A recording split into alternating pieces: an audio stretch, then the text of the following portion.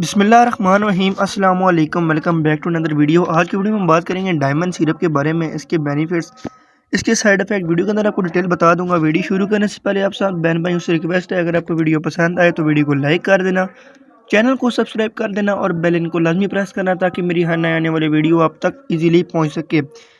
तो ये एक एंटीमेटिक सिरप है, ठीक है, डायमंड सिरप इसको कहा जाता है, ठीक है। ये इस्तेमाल करवाया जाता है रिलीफ और मोशन सिकनेस की, ठीक है। उल्टी रोकने के लिए आप इसको इस्तेमाल करवा सकते हैं, ठीक है। उसके अलावा आपका अगर दिल ख़राब हो रहा हो, ठीक है, खट्टे डकार आ रहे हो तो उसके लिए आप इस्तेमाल करवा सकते हैं।